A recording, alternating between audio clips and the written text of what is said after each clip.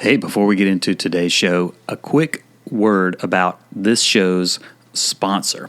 Our sponsor today is Accelerated Health Products.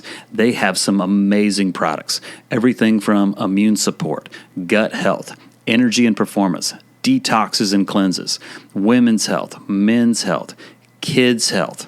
If you like to be healthier and you like products that actually work and actually products that I take and my family takes, then go to acceleratedhealthproducts.com. Use the customer code HealthMadeEasy15 for 15% off of your order. Again, that's HealthMadeEasy15 for 15% off of your order. Now to today's show. Hey, what's up, everybody? This is your host, Dr. Jason Jones, back with another episode of Health Made Easy.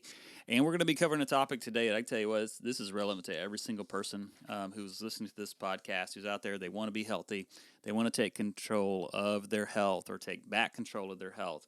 And what we're going to talk about today is we're going to talk about how to use healthy blood sugar levels to help you burn fat for energy. Now, you probably heard that blood sugar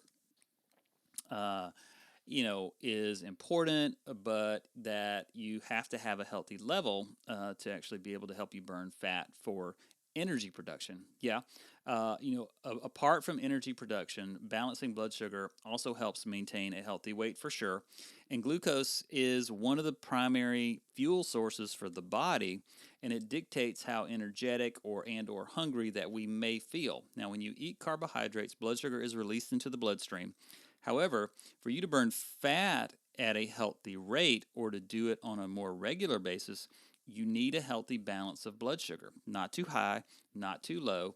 And that's more of a reason why you should eat things that have the right amount of fat, right amount of protein, and the right amount of fiber around every meal. This way, you can stabilize your blood sugar levels to burn fat and to get consistent energy throughout the day. Because oftentimes people's energy is terrible because it goes up and down and up and down and up and down. And that's very stressful, for the body. So the more you can keep something consistent, the better off that you're going to be. So healthy blood sugar, prevent insulin spikes. That's what we're trying to do. Don't go too high, don't go too low, because the normal range of the blood sugar is going to be between 70 and 110. Lower is better. Insulin works on these sugars to help transfer and put it into the cells from the bloodstream. So again, insulin takes sugar from the bloodstream, goes to the cells. It's like the key that opens the cell up. Push the sugar in there, and then lock the door from there. Now, when you can do that and you can keep your blood sugars within a normal range, that's when the magic happens. Now, let's talk about high blood sugar. So if you eat too many carbs that are quickly processed into the bloodstream, the pancreas produces the needed insulin that tells the body that there's enough energy available, and that what your body should do is store fat instead of burning it for energy, because we now have plenty of sugar. So that's a problem. Now, low blood sugar. When too much insulin is released into the bloodstream, it causes too much blood sugar to be moved out, causing a feeling of like tiredness, weakness, hunger, lightheadedness, hangriness, if you will. At this point, you tend to crave sugar and carbohydrates in an attempt to gain more energy. But in reality, what you get is a repeated cycle of this, and your body converts and stores more sugar as fat for energy. So how do you burn fat for energy? So when you have a healthy blood sugar level and no excess insulin, because every time you eat, you're going to secrete insulin, okay? You burn fat between meals and energy is produced. So you can achieve healthy blood sugar levels by avoiding things like hidden sugars and simple carbohydrates. Hidden sugars are found in like processed foods, fat-free foods, beverages, juices. When simple carbohydrates, include things like sucrose, lactose, fructose, glucose. Those are some of the common, names you'll see on packages.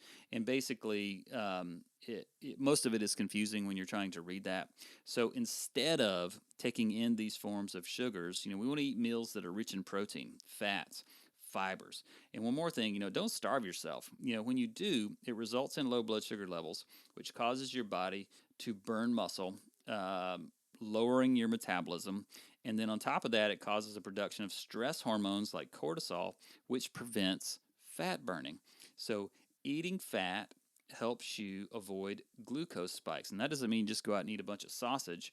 You want to eat healthy fats, and we'll cover that on another podcast. You can go back and listen to some of our previous podcasts where we actually did cover that.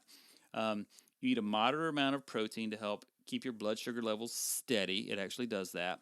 And then eating fiber slows the absorption of sugar into the bloodstream. Again, you don't have to starve yourself.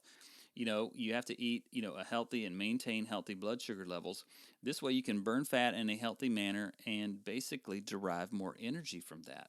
So I hope this helped you out. Big thing is control your insulin levels. If you push too much sugar into the bloodstream or into your diet in a meal, you are going to get a spike in blood sugar. When you get a spike in blood sugar, you are going to get a spike in insulin.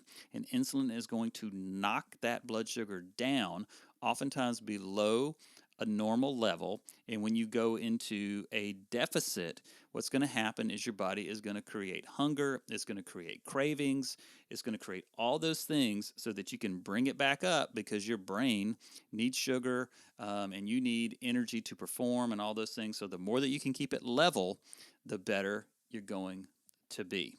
So, hope this helped you out. We'll see you guys on the next podcast. This is Dr. Jason Jones signing out. And if you have not gone into iTunes or whatever podcast player that you listen to this audio on and giving us a rating and review or any sort of feedback, we would much appreciate it.